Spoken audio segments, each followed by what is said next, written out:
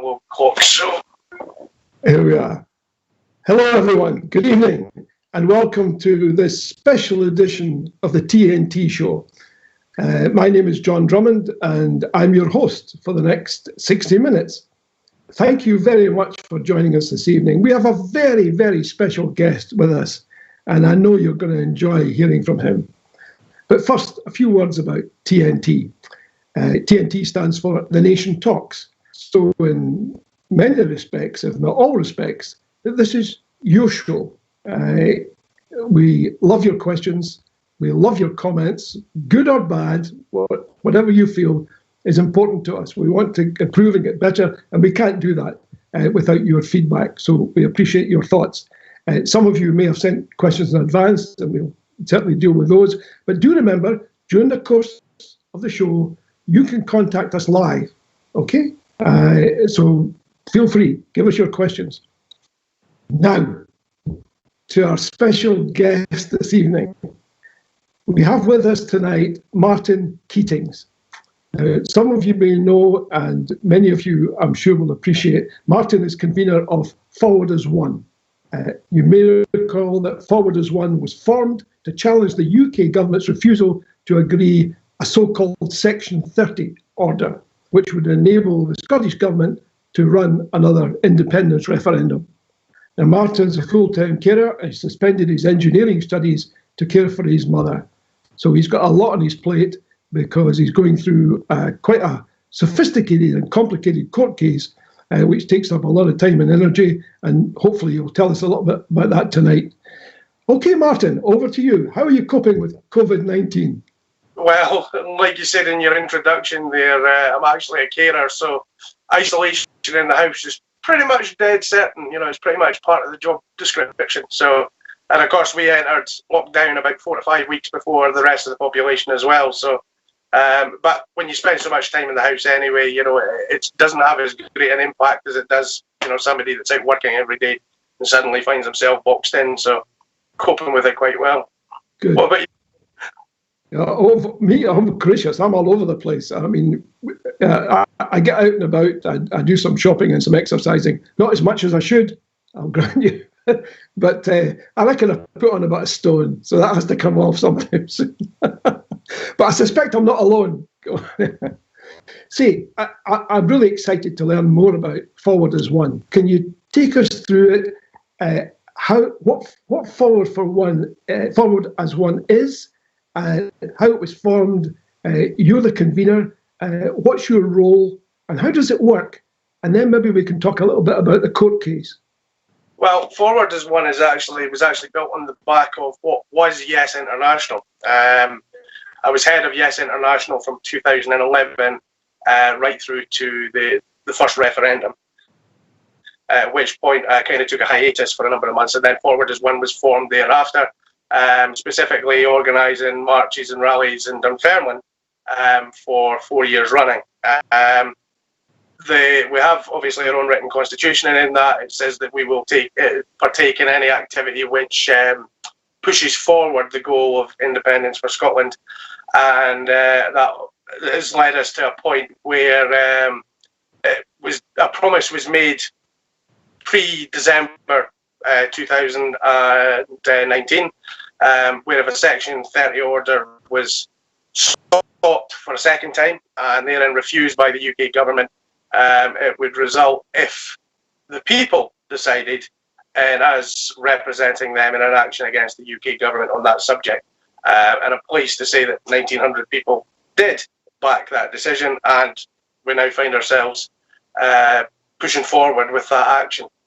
So you've got 1,900 supporters, financial supporters? Yeah, 1,900 financial backers.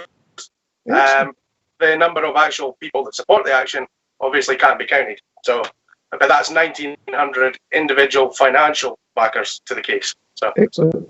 And are you in contact with them? Do you have a regular? Do you have a web page and stuff? I mean, how do people get to know what you're doing and what's happening? Well, the original we're in the process of actually going to establish a website for the purpose of disseminating information as we go. Primary contact in the first stages, which began in December when we commissioned the advice of Aidan O'Neill's QC. That was primarily done on social media, and then we obviously launched the first fundraiser at that point through Crowd Justice. Now, the 1900 backers then backed that action, and obviously that platform has the facility for us to communicate. So as we've progressed through the months to this point, we've been emailing those that have backed the case and obviously publishing that publicly as well. So, but eventually we will have a site specifically dedicated to the case. So updates can be put on there for everybody to see. Good. I mean, it sounds like a mammoth undertaking. I mean, here you are, as it were, a bunch of private individuals. I mean, even allowing for all your backers, and you're taking on governments. Is it? Are you challenging the UK government, and is the Scottish government aligned with you, or how does it all work? I mean, well, the thing is, though, the Scottish government, I'll say from the offset, isn't aligned with us. They're not working with us. Okay, and that was specifically by design, as you'll recall. The First Minister and indeed the Scottish Government have asserted on multiple occasions that they wouldn't proceed with regards to a Section 30, or, they wouldn't proceed without a Section 30. And, that was right, and that was correct from the position of government with regards to what we know at the moment, which unfortunately is extremely ambiguous in terms of the actual, status that the Scottish Government holds with relation to that. So how we best sought to approach it was not to consort with the Scottish Government, so to speak, but to proceed with the action against the UK Government on the question, and invite the Scottish Government in to make their own representation. So at every stage, we've kept them informed that there is no, alignment between the positions. We've allowed them to be free because that gives them the opportunity to turn around and say, well, listen, this action is happening.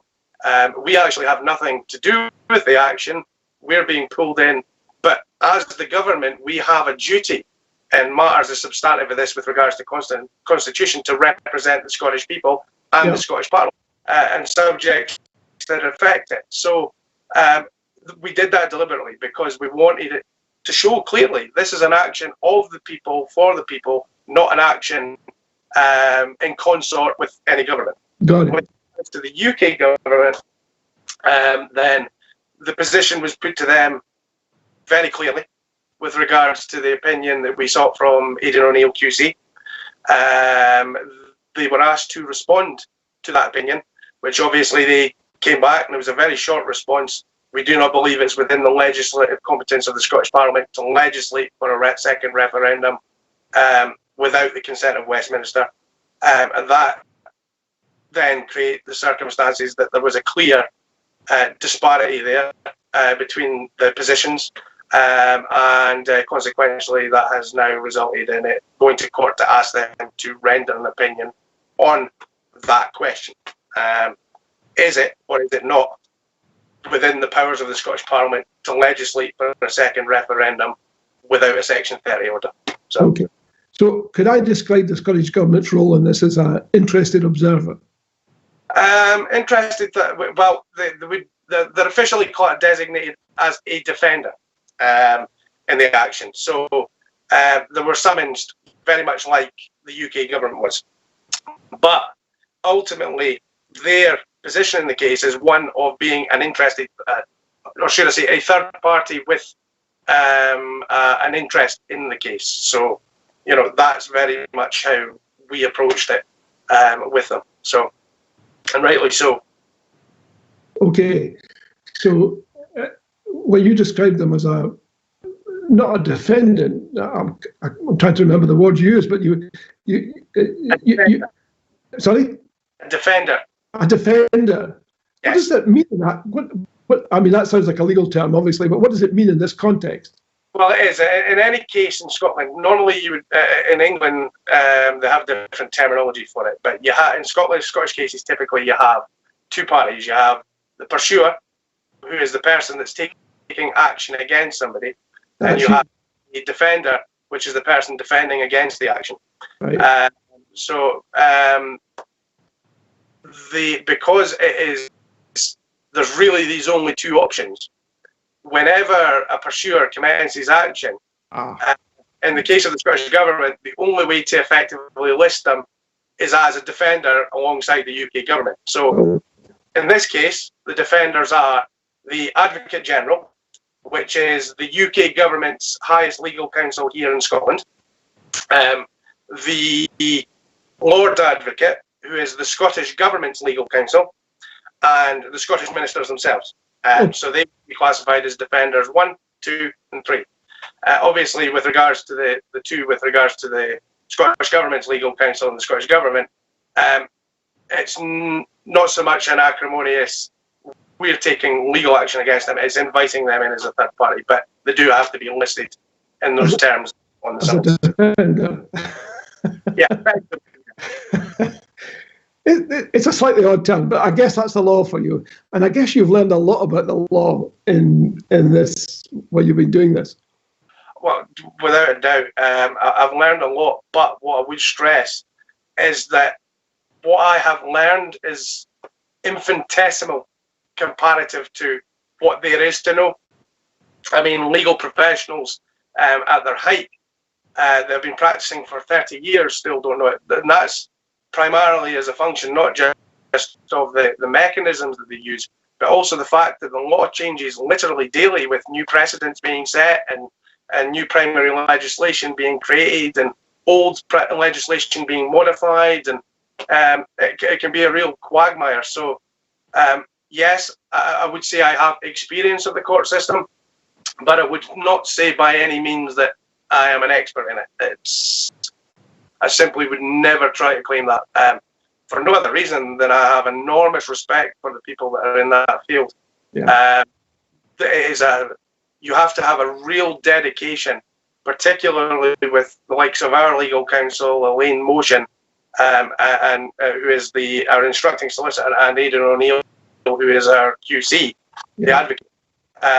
They are top of their game, and to get to those sorts of heights, you just have to have one of those minds. You just have to have the ability to absorb so much and the ability to analyze extremely deeply, and you have to be able to at the same time as well articulate what you're saying.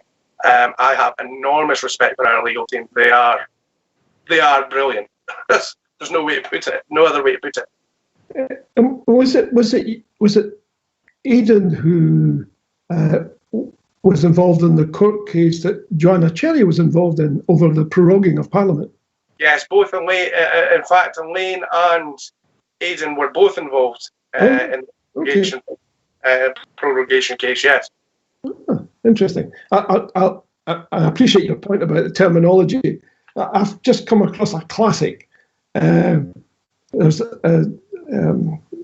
It says here, now a decision is being made on whether forward as one should delay the case. And apparently the Scottish legal term for delaying a case, and it sounds terribly painful, is assist. S-I-S-T. So in this sense, assist merely means we're asking for a hiatus or a delay of some kind. The English courts would refer to it as a continuance. A continuance. Okay, got it.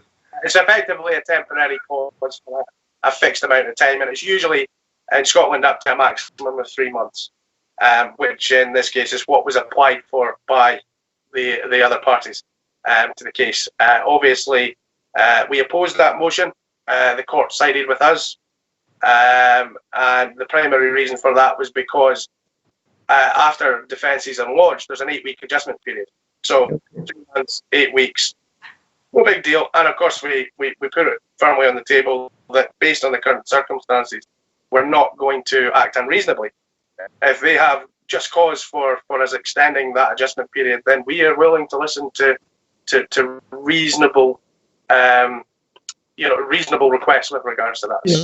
So, and the court agreed with us, and as a result of that, the deadline for lodging skeletal defences was extended by 7 days, which brought us to today. and those defences have obviously now been lodged. So now, what in heaven's name is a skeletal defence? I mean, you're obviously au fait with all of this, but a lot of the people tuning in were just, I mean, I've never heard of a skeletal defence. It sounds like a sort of preliminary or a draft of some kind. Well, in the court, and that's effectively what it is, yeah. In the court of session, what you get is you go through the summons stage, and then defences are lodged. So when you summons, you effectively lay out your arguments on why you are initiating the case. There's then statutory period for the opposition parties, the defenders, to then lodge their defences to the case that you've put forward. Yeah. At that point, typically, there's an 8-week, what's called an adjustment period, and that's where all the parties can refine their arguments, make tweaks and changes. After seeing the opposing arguments, they can add bits in, take bits away, etc., etc. And that typically lasts for about 8 weeks. A skeletal defence is effectively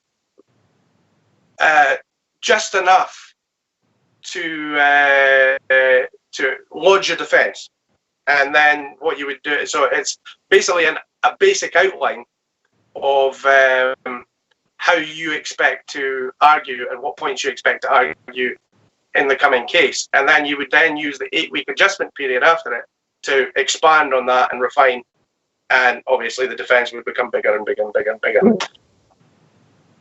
Gracious. So you've still, it sounds like to me you're still in the foothills of this case. Oh yeah, we've just taken the first step at this point. We've got the 8-week adjustment period, and there'll be wrangling back and forward.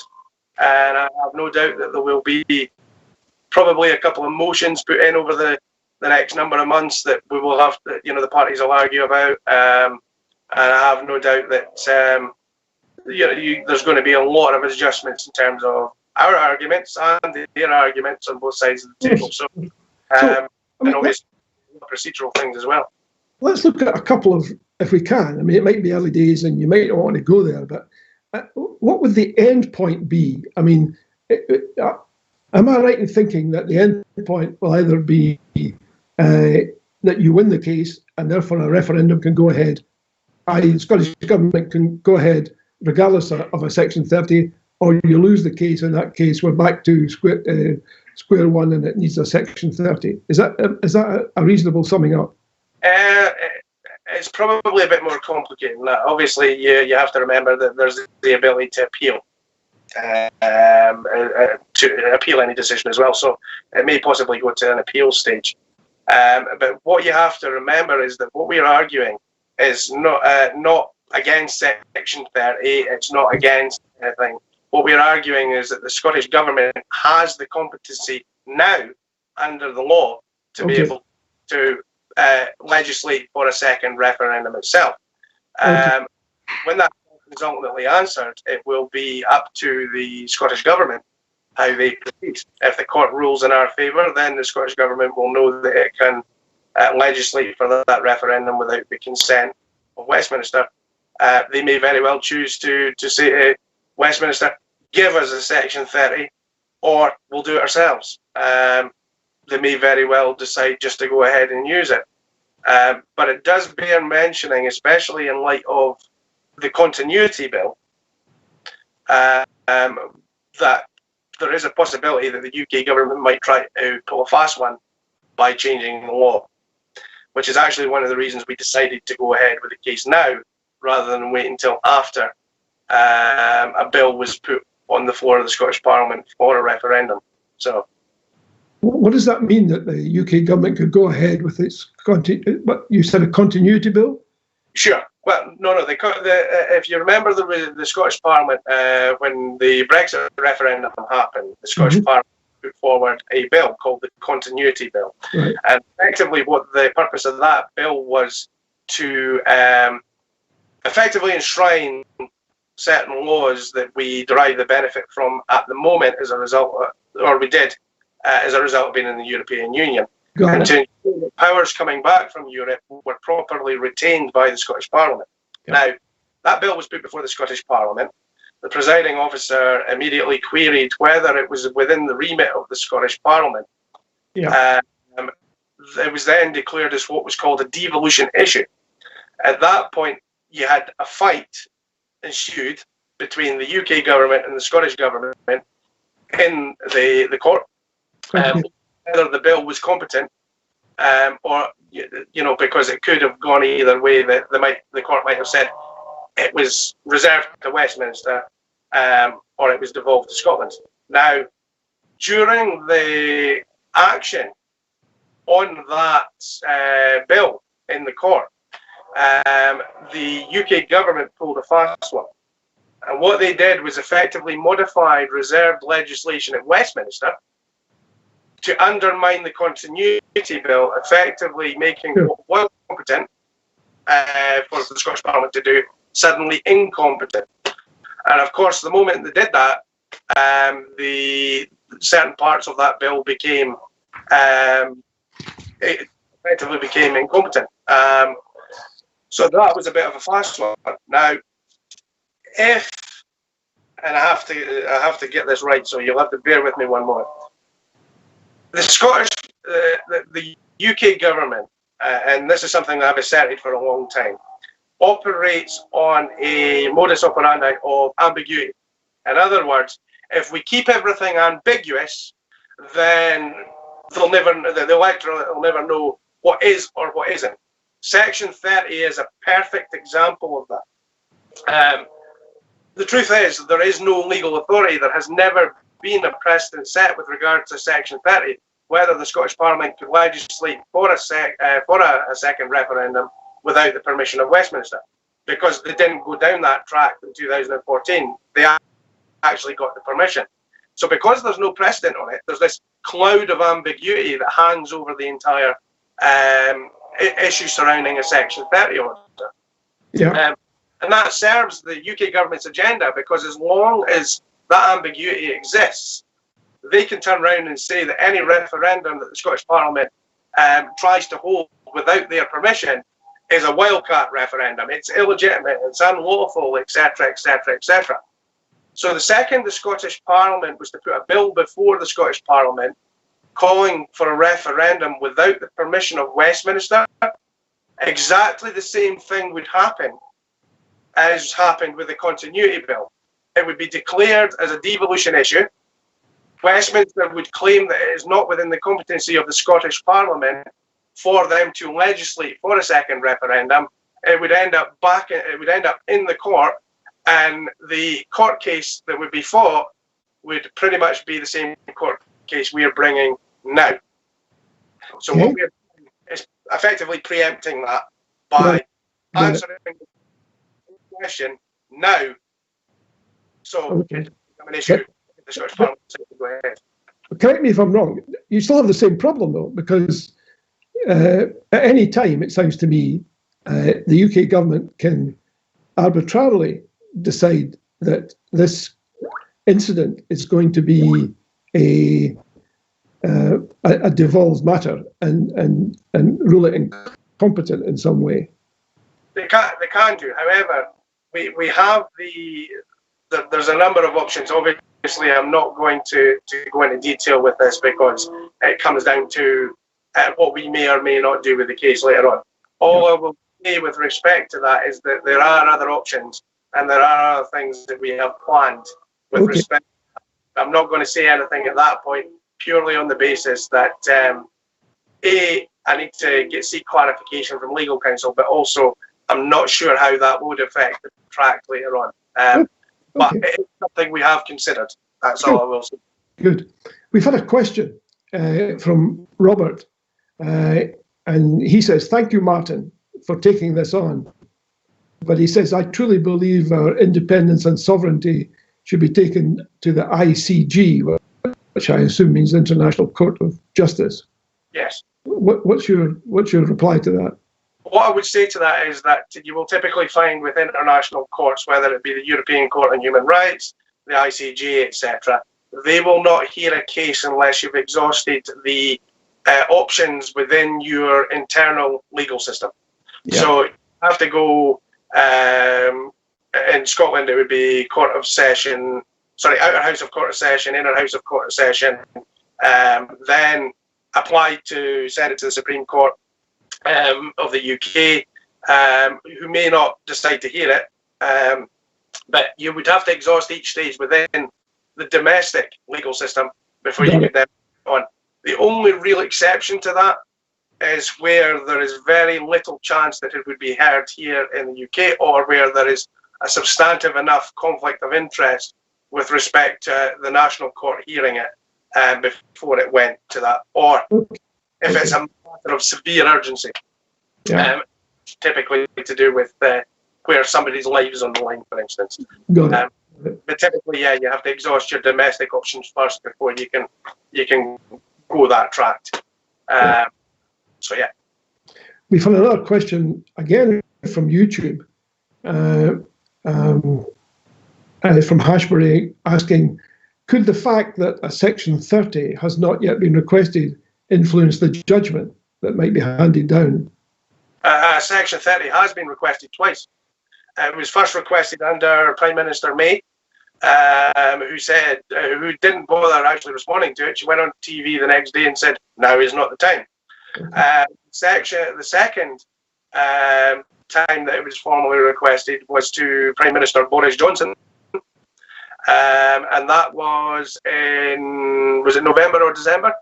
And in fact, this case is directly related to the fact that Boris Johnson wrote back to Nicola Sturgeon and said, no, you're not getting one. So this case is actually in the back of that. So Section 30 has already been requested, and that's actually one of the primary reasons that we're proceeding with this case. It's interesting because Theresa May's response sounds very conventional by saying, not now. That's ambiguous. That plays into that playbook of never committing, making it possible for your remarks to be construed one way or the other, and deliberately confusing, in fact. Whereas if somebody says no, like Boris Johnson did, that's not ambiguous. That's pretty straightforward, pretty clear cut. It is. But that's one thing about Boris is he's always been one of these politicians who likes to play on the baser instincts of humanity, typically leaning towards fear or towards he likes to push this personage of the iron fist. So an ambiguous answer to something like that would not really be fit with his persona, and certainly wouldn't play well to his base. I think that's where the rejection was a start new, in terms of what he was, of what he was actually doing. Ms May, however, she, despite her being a Conservative, she's more of a moderate. She tends to be more diplomatic in the way she phrases things. Although what I would say is that her response was actually quite disrespectful. She didn't really respond. I'm sure of this, she didn't respond in writing to Nicola Sturgeon's request, which was put in writing to her.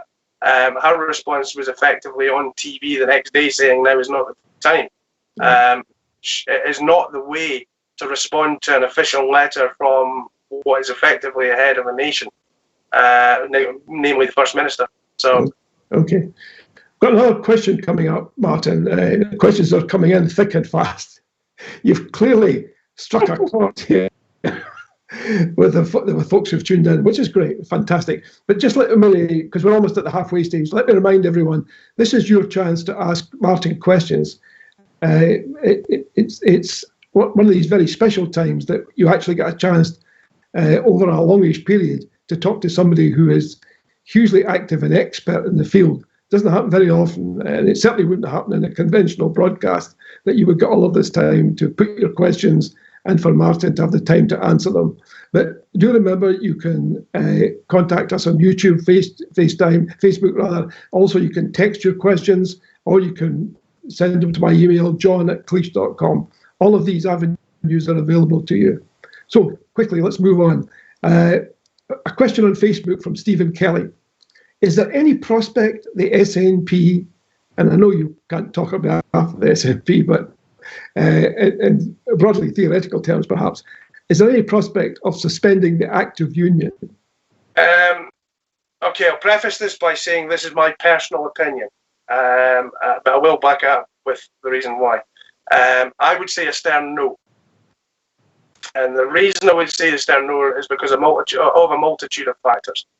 The primary factor is international recognition. No country that has ever become independent without international recognition has effectively survived economically. That is true with unilateral declarations of independence, particularly countries like Zimbabwe, etc. You tend to find that without international recognition, it becomes very, very difficult to access the economic levers and the normal facilities with regards to economics worldwide that a country needs, particularly in its early days of establishing itself as an independent nation. International recognition comes from the only time that a country has really survived something like a UDI, etc., is being a country that has been in the throes of war, where the country is split as a direct result of an internal conflict. The only real way to get proper international recognition with a peaceful process has been to first go through every single step that you possibly can to do it within the framework of the system that you're stuck within. And only then do you take the step of moving away or diverging outside of the system. At that point, because you've been through every step, international community will, of course, recognise that you tried everything first before initiating UDI.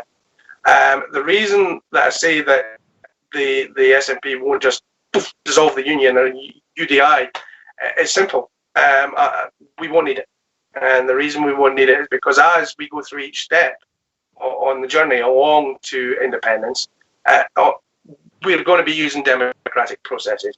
And it will certainly come to a point, particularly in light of the fact that we've now pretty much got 27 new supporters with the UK pulling itself out of the European Union, that I don't think we will get to the point where we require anything but a democratic process to become an independent nation. Certainly, particularly, and I know I don't like to politicise it, but if anything, this COVID-19 situation has shown that the Scottish Government, the Scottish Parliament is best placed to serve the Scottish people. And I think that will do a lot in terms of convincing people to becoming, to move towards independence. So will they suspend the Act of Union? No, I don't think they'll ever get to that. But even if it did, without having a solid foundation internationally in terms of recognition, it would be a serious, serious risk, and one that any responsible leader probably wouldn't take. The consequences for everyone in Scotland would be disastrous, as been for countries that have found that, tried it in the past. So, yeah. And there was another question on YouTube, but I think you may have answered it. It's from Ashbury again. Was that an official request rather than just a letter to Boris that you were referring to earlier? No, that was classified. That was an official request to begin negotiations on a Section 30. To which he responded and said no. And he was actually quite condescending in that response. I actually think we have a copy of it on Twitter, on the case page. I'll tweet that out after the show if I can the letters.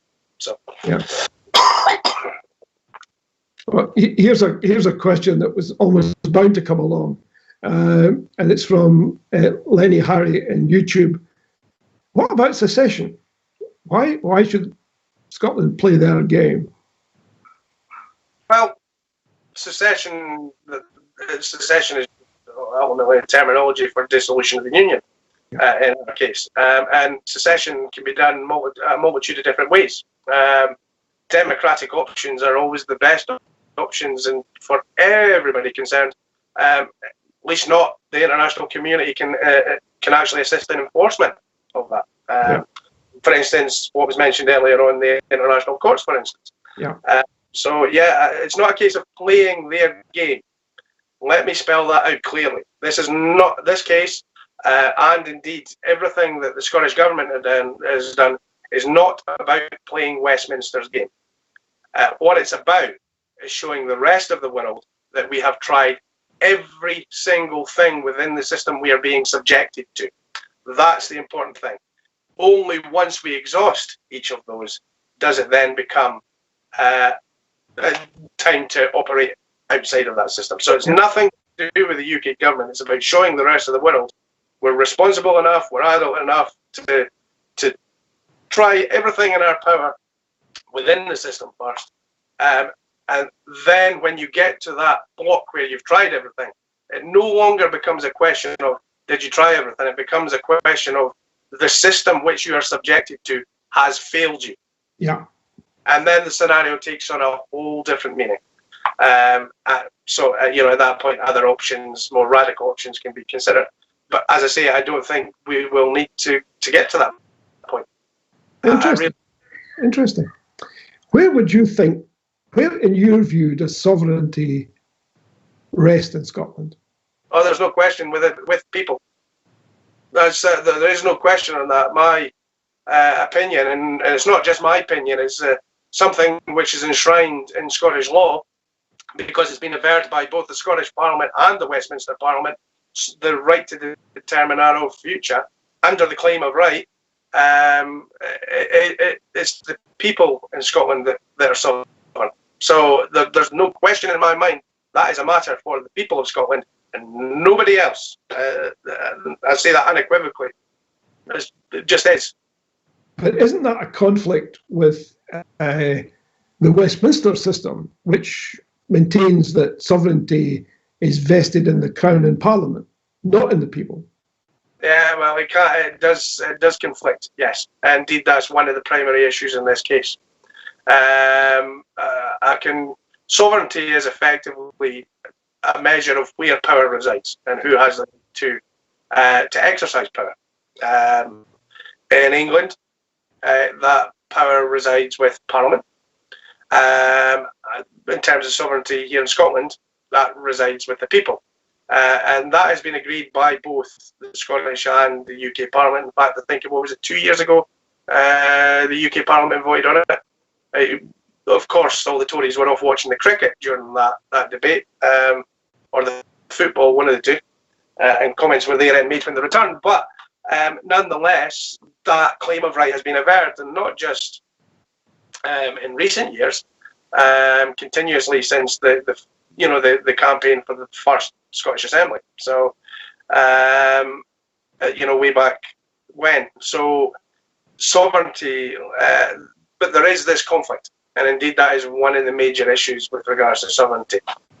And the position we argue from is that if sovereignty is where power lies, and the exercise of sovereignty is the exercise of power, then surely by seeking permission from somebody else to exercise power is completely antithetical to the nature of sovereignty.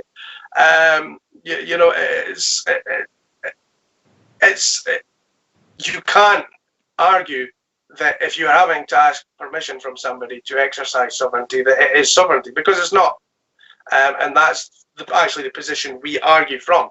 The people of Scotland are sovereignty. Therefore, the decision on whether or not we call a referendum on what our constitutional future is going to be is a matter for the people of Scotland, not just the decision at in that referendum, but also whether or not to call that referendum.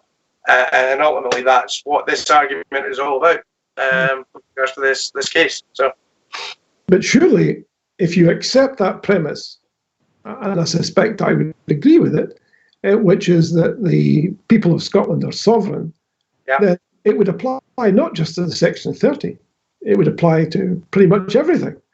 I agree. In other words, you can understand why people who also take that view would argue that's a case for UDI.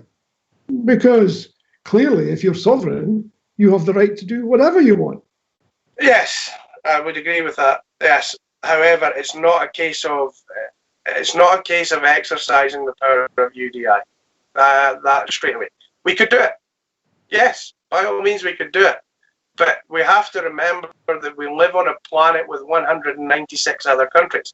Yeah. And in order for us to be able to survive and stand on our own 2 feet, whether we like to admit it or not, because we're a proud people, we do require the recognition of the international community.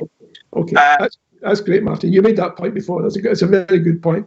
We've got a load of questions coming in here, masses of questions. Here we go again. Oh yeah, Sandra on Twitter is asking if I could ask you what's happening with the legal action, because she says there was something happening in court today. Are you in a position to say anything about that? I can, yes. The case today, as you all know, as I explained earlier on, it was the lodging of skeletal defences today, so effectively basic defences. Now, it had been my intent to come onto this show and fully discuss what those defences lodged were. However, having read the defences, and at this early stage, we have to seek consent from the other parties to be able to release their defences. Having actually read them, I can tell you I'm not surprised that they denied us the right to release those defences to you. All I will say is, how exactly do you argue that a national government and a national parliament has no more power than a local council to a population of 5.4 million people without, shall we say, getting them slightly annoyed? So at this early stage at the moment, I obviously can't go into full details. What I can say is that the first hurdle we're probably going to face at this stage is that the UK government are going to challenge our right to even bring the case. That looks like it's going to be the first hurdle, purely on the basis that we are not members of Parliament. However, what I will say, without referencing this case, is that the 2 other cases that have dealt with constitutional matters of late, but in particular the Joanna Cherry case, the courts didn't react too well about being told to effectively keep their nose out when it came to matters of constitutional significance. So, on the basis that this is backed by 1,900 financial backers thus far, there is definitely clear legal standing there for us to bring the case.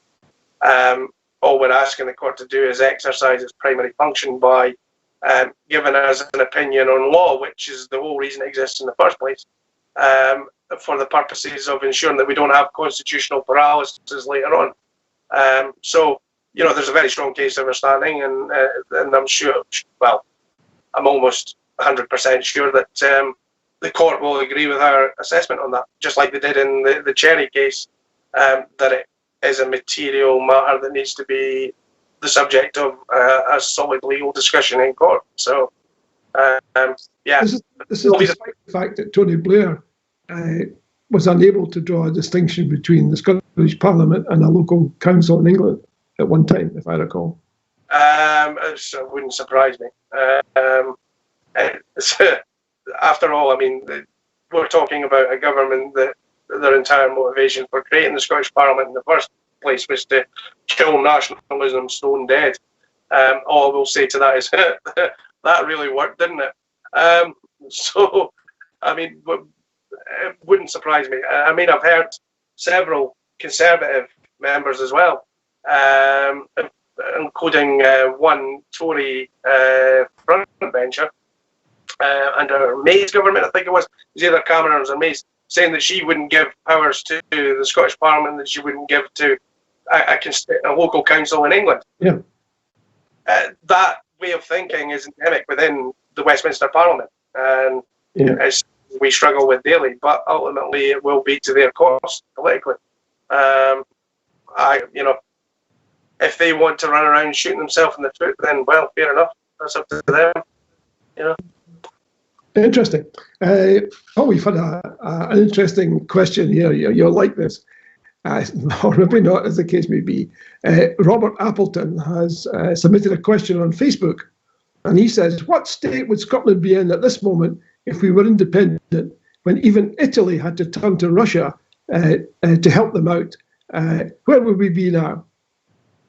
In a damn sight better, condition than we're in just now. Let me put it this way. It's estimated that on day one after independence we'd be approximately 0.6 to 0.9% better off in terms of our GDP. That's without me including the return of funds that we would gain as a result of not having Westminster buying things on our behalf. So certainly we would have been in a much better position. There would have also been a lot of there would have also been a better ability, particularly with regards to COVID-19, to be able to respond to this problem a lot quicker. What I mean by that is a lot of the hang-ups and the delays in being able to respond, for instance, with lockdown and things like that happened in Scotland, was a direct result of waiting for primary legislation to go through at Westminster. Legislation goes through at Westminster, modifications to legislation goes through at Westminster. At that point, the Scottish Parliament was then able to put its legislation through. Because of that delay, ultimately it delayed the response as well. What we'll also say as well is that, for instance, this Nike conference and other material matters, there was information that didn't make its way to the Scottish Government in time. If Scotland had full fiscal autonomy and had the ability, full fiscal autonomy, which we were promised in 2014, I will add, then we would have been in a much better place, not just economically, but also in terms of having the ability and the full levers of every single aspect of our own country to be able to respond to the issues that we're facing better. It's just a fact. A lot of the decisions that we are having to make right now are reactive based on issues that are caused further up the line at Westminster.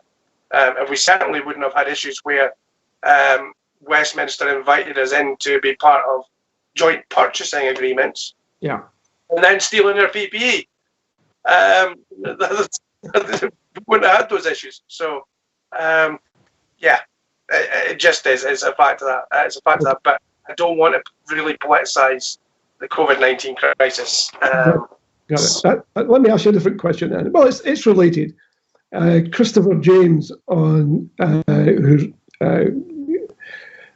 dropped us an email is asking, when can we expect a decision on the court case, and what will the impact of that decision be if it goes in your favour? Well, that is a complicated one. So I'll try to give a brief answer, but it is a complicated one. Can you just repeat the first part of that question? Yeah, so when can we expect a decision on the court case? And what will be the impact if the decision goes in your favour? I would expect, and again, this is just a rough estimate, we have an 8-week adjustment period. There's a possibility that could be extended a little bit, probably by a number of weeks.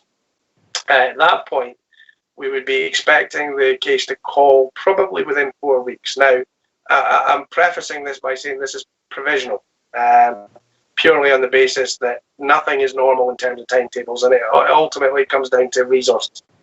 So I would expect a decision to be likely published by the court 4 months from now. That is my rough estimate, but that can be subject to change, obviously. It might be quicker, it might be slightly later, but ultimately it's dependent on a lot of things. In terms of what happens after that, I would think that either the UK government will try to appeal it. If they don't, then we have the situation where it really ends up in the First Minister's hand. If she has a paper in one hand that says that she has the power to call a referendum without Section 30 order, then I'm pretty sure most people, particularly on our side, would expect her to use that. whether she's using that to legislate for a second referendum, or whether she uses it as leverage to gain a Section 30 order from the UK government by saying, give us a Section 30 or we'll do it ourselves. Okay. Okay. What? Here's a question that's come in. We're almost running out of time. Well, we are running out of time, but we might just have. and thank you for your forbearance. Really, this is a question from Mike Fennick on Facebook, and he's concerned about dirty tricks. He says, "What if Boris says yes to a Section 30? However unlikely that might be at the present, but with conditions." And you know, we've been down this route before with the first failed devolution referendum, perhaps setting a threshold of 60%, or that we must agree to no further referendum for a generation, and that Boris might use when he says no. There is a sense of what happens if the referendum is agreed to, but is laden with conditions that make it practically impossible to secure a positive result. Well, I could tell you straight away that the threshold of 60% would probably be a red line for the Scottish Government. Yeah. That's how they duped us out of getting an assembly back in 1979. But that was called the 40% rule, which was actually put forward by a Labour MP, if I recall. But obviously that was 40% of the entire registered electorate, which is effectively the same as 60% of those. So pretty much the same thing. I think that one would be a red line, particularly considering the precedent has been set in the 2014 referendum with regards to effectively the entire franchise. It is my belief that if Boris was to say yes to Section 30 and then try to put a stack of conditions on, that would likely end up with the Scottish Government in court against the UK government, putting red lines, and then it would be a determination of the court from that point.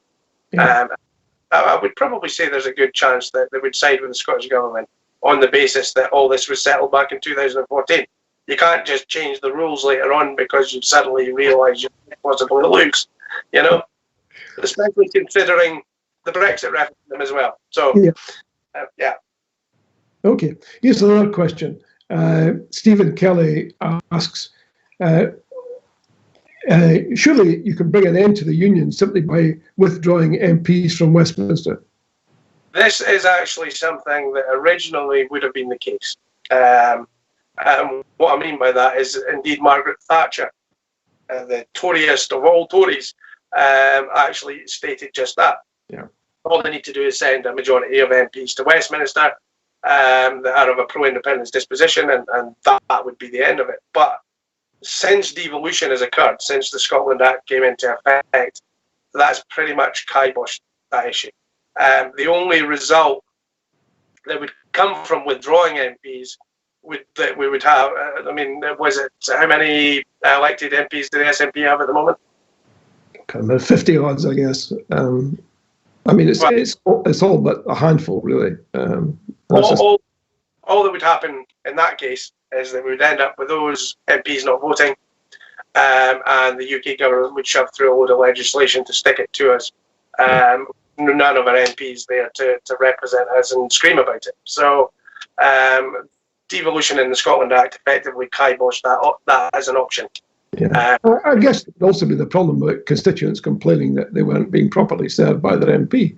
Exactly. Yeah. That'd be a reasonable point to make. Another question from looks like Irene Dobson.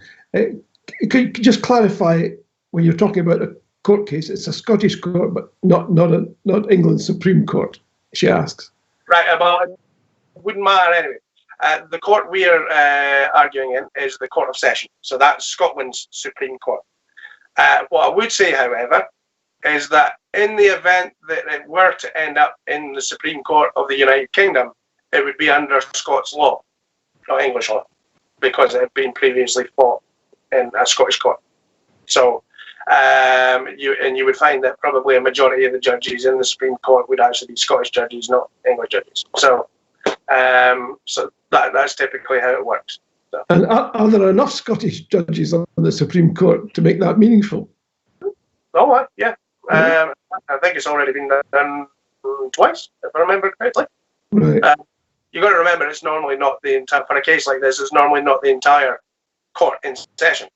It'll maybe be 3 or 5 judges. So it wouldn't probably wouldn't be the entirety of the court in session. So, and it would only end up there if the UK government challenged the, assuming you got, as it were, a positive result coming up, it would only end up in the Supreme Court, I take it, if the UK government challenged that ruling. Yeah. Thing is, though, typically what you would find is that it would probably stop at the Court of Session, because you've got to remember the Court of Session here in Scotland has its own appeals court. So it would probably stop at that point. I would suspect at that point, because Scotland has a unique and distinct legal system from the UK government, from the rest of the UK, there's the option for the Scottish courts to refer directly to Europe, therefore bypassing the Supreme Court. So I would say it's probably unlikely that it would end up at in London. Really? Yeah, I would. It was probably unlikely that that's where it would end up.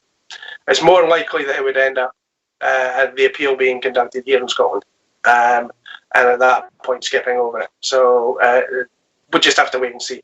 But it might very well transpire, as it has been in the other cases, the UK government doesn't appeal at all. For instance, the prorogation and the Joanna Cherry case and the Whiteman case, they weren't, they didn't go to that level. So there are different mechanisms. It's too complicated to say at this point, but there's a possibility it might not even end up in the UK Supreme Court. So. Yeah. Oh, that's interesting. So the whole matter might be settled in Scotland. Oh yeah, without a doubt. Without a doubt, it could be done. Yeah. It really depends what happens at what time and what the circumstances are. It's a very complex question to answer that one, and we'd have to see what would happen. But certainly, if it did get to that point, I would keep everybody up to date on what was happening. So. Yeah. And do you feel you've got? You've been very complimentary about your legal team. You have real confidence in producing. Yeah. Okay. In Elaine Motion, she is the chair of one of the biggest law firms in Scotland, which is extremely difficult for a woman, to do. We've really only Lady Dorian, for instance, who is now the second highest judge in Scotland.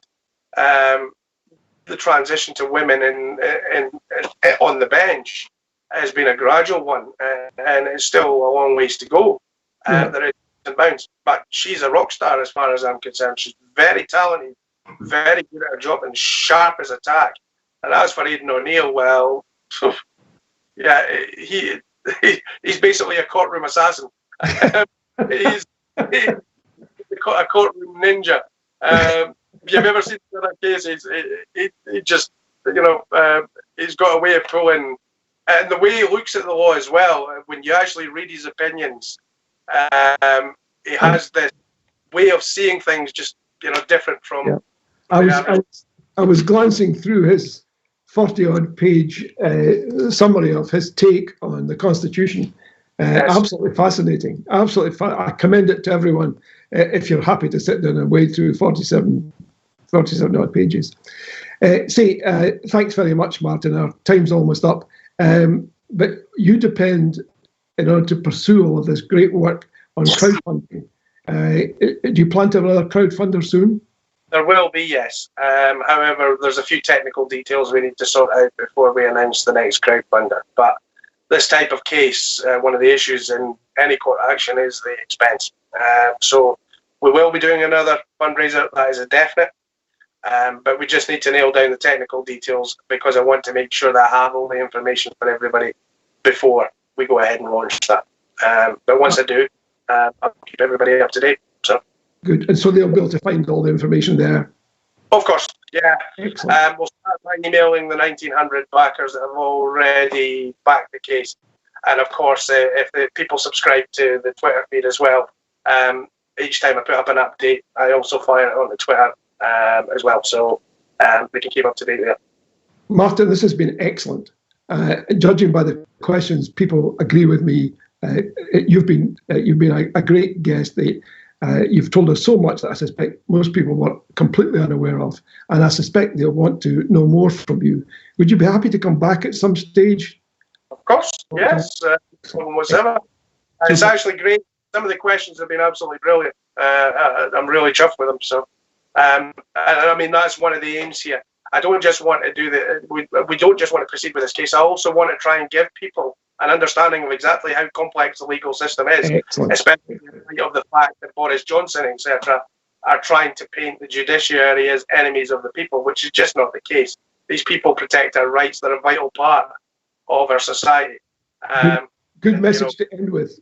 Yeah. Thanks very much, Martin, and I appreciate you taking the time. It's not easy. You've got a busy schedule there. Well, folks, I hope you've enjoyed the TNT show tonight. We've got a formidable list of guests lined up for future shows.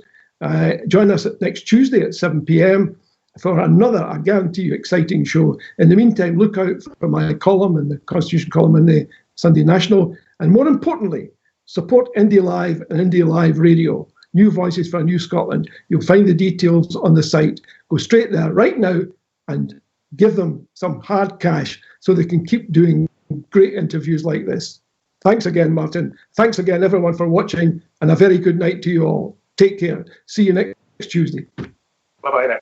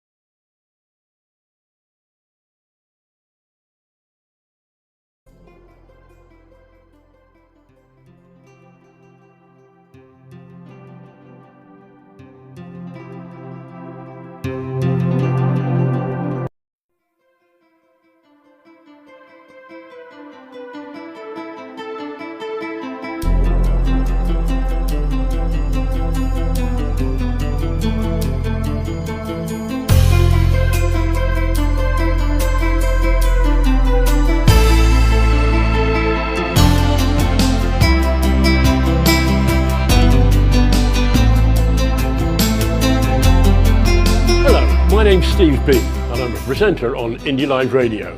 I present Music and Musings every Friday night at 7. The music, that's 70s classic rock, although we will take the occasional side road. The musings, well, they're thoughts on Scottish independence, politics and world events from my viewpoint, which is that of a grumpy old man. So join me every Friday night at 7 on Indy Live Radio, a new voice for a new Scotland. Hi, I'm Fiona from Clackmann and Shire Women for Independence. Did you know we have a podcast on Indy Live Radio? Goes out at 10 o'clock on a Tuesday morning, repeated at 6 o'clock on a Thursday. Come and join us for some news, views, opinions, the odd poem. It'd be very nice to have you with us. And come and hear the news you're not getting. Here's some new voices for a new Scotland at Indy Live Radio. Hi, James E here from the Saturday show on indylive.radio. We play a wide selection and wide genre of music for your entertainment. We're on Saturday mornings from 10 till 1 p.m. Remember, join us on indylive.radio, a new voice for a new Scotland. Hi, this is Marley, and I'm here to tell you a bit about Daytime Live show, which goes out Mondays, Wednesdays and Fridays on Indy Live Radio at 11:30 for a couple of hours. So I present the programme along with Val, and we're there with a variety of guests to chat to each day. Now, at the moment, Wednesday's show is a catch-up edition. It's not live. What we do is we rebroadcast some of the more recent interviews. So we hope we enjoy all of those. Be there at 11:30 on Indy Live Radio for the news you don't hear elsewhere. A new voice for a new Scotland.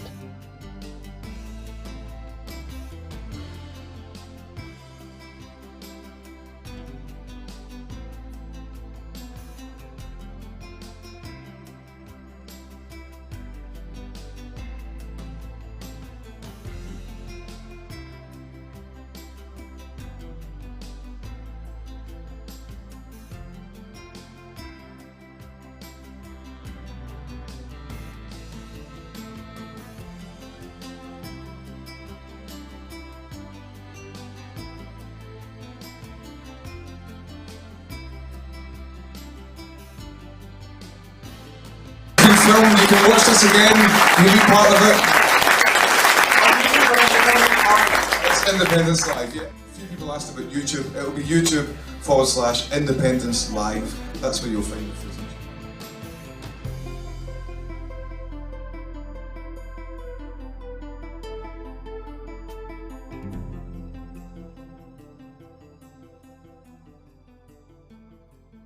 No Westminster, no Westminster, come on. No Westminster, not for me, not for me. But before I'll be your slave, I'll be buried in my grave and go home to my Lord and be free. Oh, freedom, come on. Oh, freedom. Oh, freedom. One more. Oh, freedom over me, over me. But before I be your slave, I'll be buried in my grave and go home to my Lord and be free.